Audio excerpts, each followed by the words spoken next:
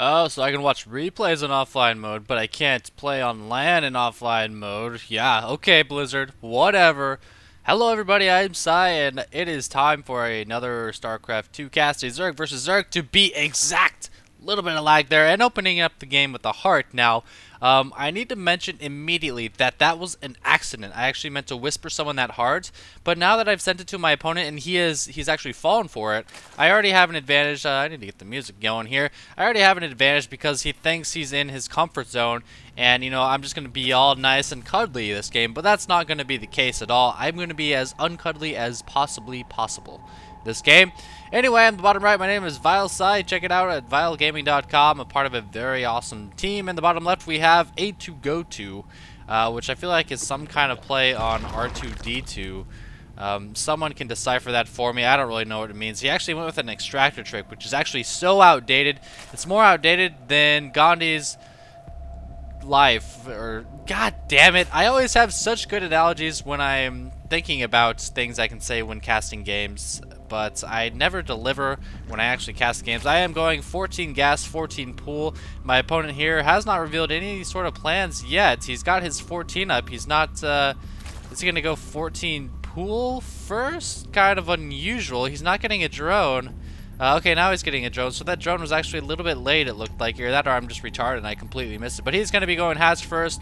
Marlover's going to be able to scout him. And the thing about 14-14 versus hatch first is a little bit better, assuming you defend it perfectly.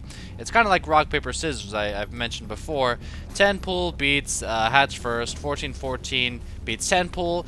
And hatch first beats 14-14. So it's kind of cool. It's not super random anymore as a lot of people say it is. But you know, it does have its weaknesses. I'd say the most soft counter in the game would be hatch first against 14-14, because 14-14 gives you a lot of opportunities to do some harassment. You get a scout a lot earlier, and if you're aggressive, you get to decide when you're gonna drone. So yep, looks like my spawning pool has finished. You're going to be doing 3 things once your spawning pool finishes in a 14-14 build. You're going to be getting 4 lings followed by a 6th ling.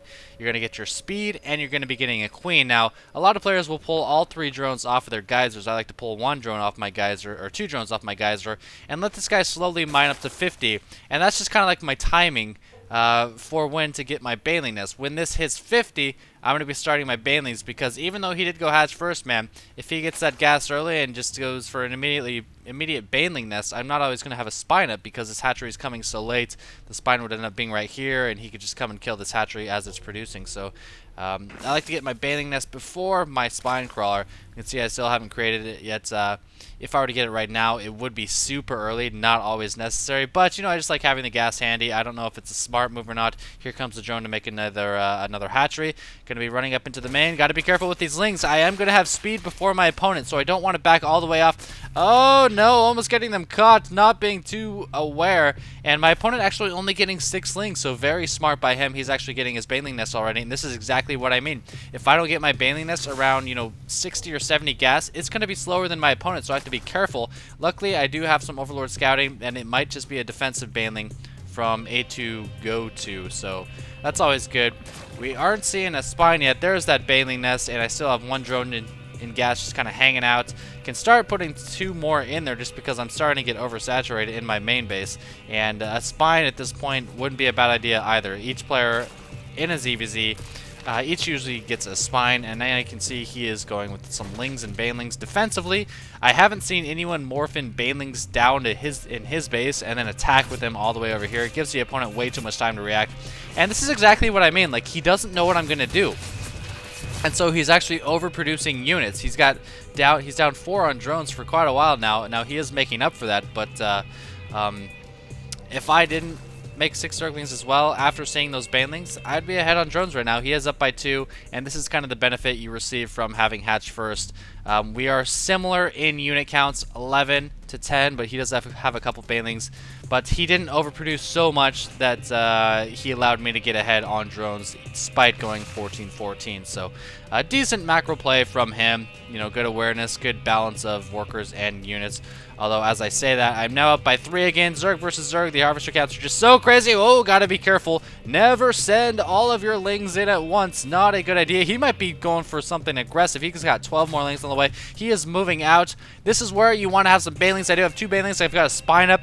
I'm probably going to need more than 2 banelings, though, assuming he morphs more in. Going to try to do some damage to these guys because I feel like I have a higher count. Looks like he might be up by 1 now. 4 more banelings coming in, but I've got good overlord spread. You want to have an overlord here, cover all the baneling morphing parts, and then of course on the outskirts of his base. Look at the vision I have. I can see everything, and this is prompting me to make 6 more banelings. So I've got 8 banelings, just a couple lings, 12 more on the way against 7 banelings.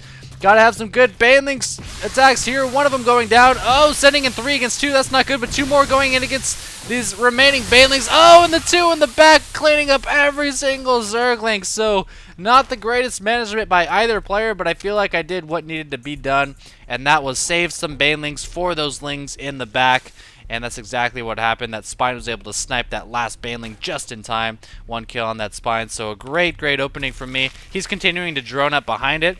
But the reason he's able to drone so heavily is because, or it looks like he's so far ahead in drones, is because I'm getting a lair and I'm getting 3 extractors. So my tech is going to be far ahead of his.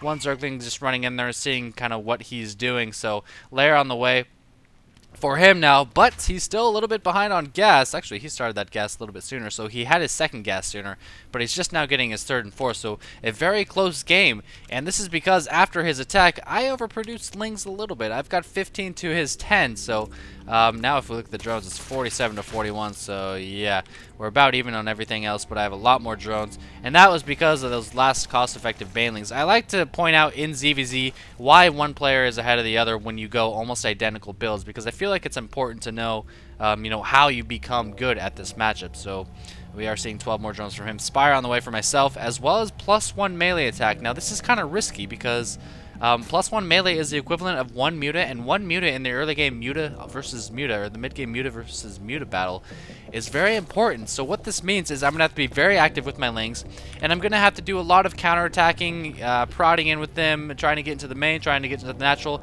and do as much damage as I can. But you have to remember the relationship that mutas and lings have together as in StarCraft 2 and ZVZ is very interesting in that if you have lings supporting your mutas on the ground, even if there's no other lings there, they will absorb damage from the glaives for you. I know I did a tips and tricks video on it, so a lot of you should recognize that already. So while I will have 1 less muta because of this upgrade, I'll be able to snipe hatches faster. I'll be able to kill his lings on the ground if we have ling muta on ling muta, which supports my muta, and I feel like it's worth it if you're going to be going that route. So I'm pretty happy with it. I've had good success with it in the past, and you can't see we're both going identical builds. He's actually getting 4 spore colonies because he might sense that my mutas are sooner and I might get into his base and do some harassment or something like that. Harvester count's almost identical. 51's not terrible saturation on 2 bases, and here come my lings. This is another reason having +1 lings is good for situations like this when you want to defend your hatchery against a ling-only skirmish, something like that. So +1 lings against normal lings is so freaking imba, man. Those +1 lings just slaughter them.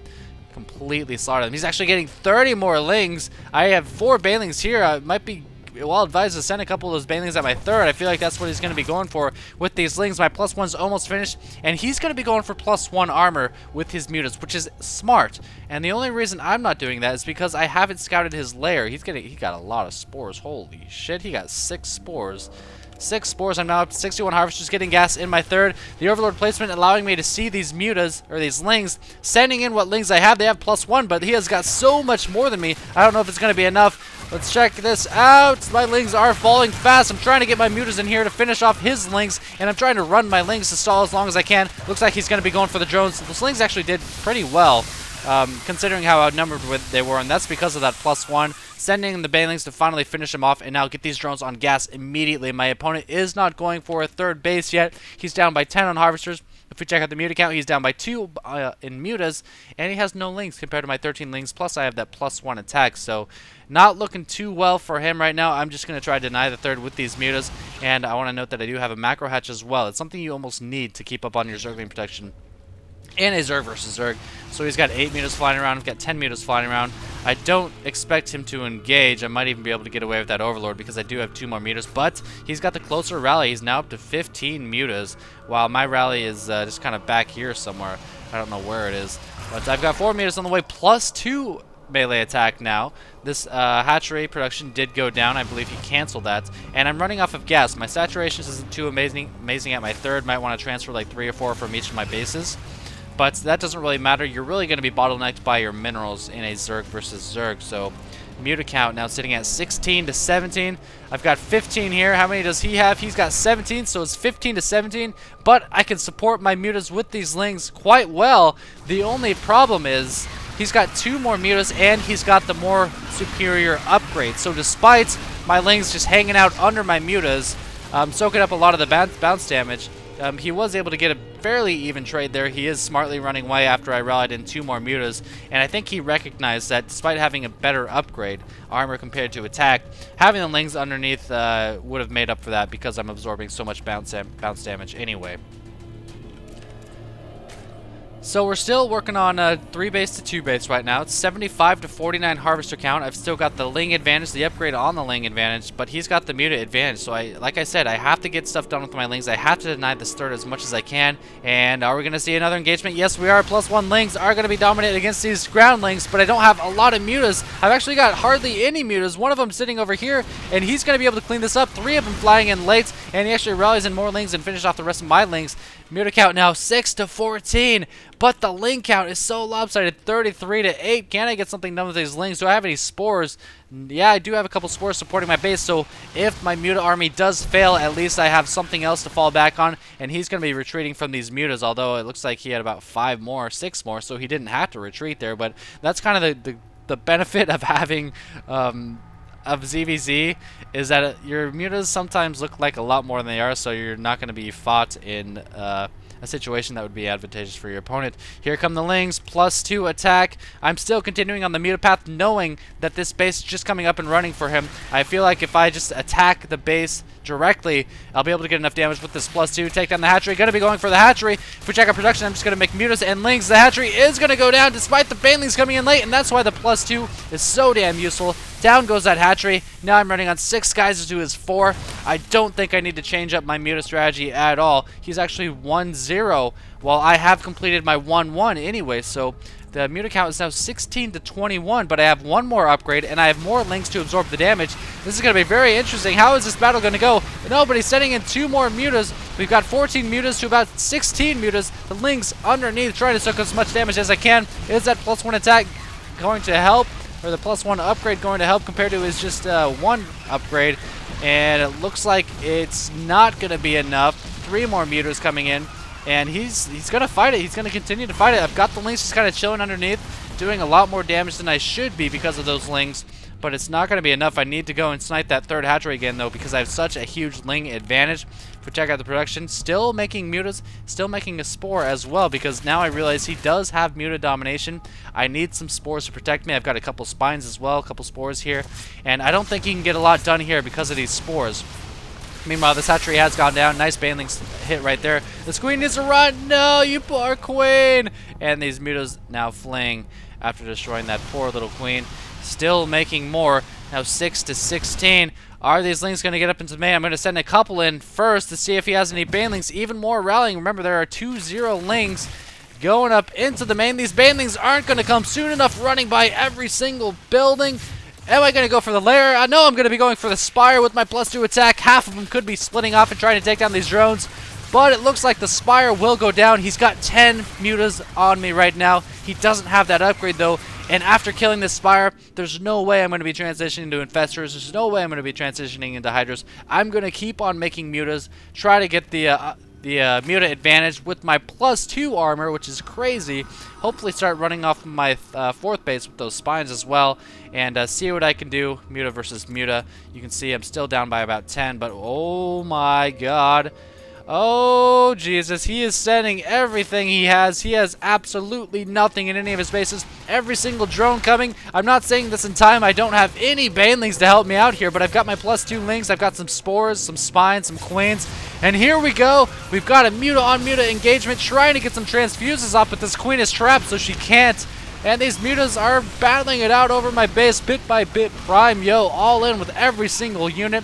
The +2 armor on my mutas just isn't helping enough. He's got way too many, but he's got all of its workers out on the field, and I feel like once my lings win ground dominance, he's going to have nothing left, and he won't be able to finish off any of my my buildings, like my spore crawlers and such, and my queens with these mutas. Now attacking onto a spore crawler, which is not a good idea. These mutas are about to be finished off. The drone's trying to do as much damage to it as they can. I've still got 4 queens in here. After seeing this all in, I actually produced 2 more queens at every single hatchery. And he's kind of running out of steam here. These 4 queens doing so much damage to these mutas, and it looks like he knew that just it was too much. These drones were about to go down to these lings, and it was a very valiant attempt. Meanwhile, in the main, I did have a lot of lings just destroying every single building he has. And a very, very interesting game. You see, he had muta dominance pretty much the entire game, but because of my ling upgrades, I was able to take advantage of you know, his third. I was able to destroy that a couple times. The space was up and running, needed to get the gas going, but I took my third a lot sooner, and I feel like I got out of the opening a little bit in a little bit better shape. So hope you guys enjoyed that. Let me know what you thought of the game, like how I could improve, how I could play better, and so on. That's it. Thanks for watching. Giblets.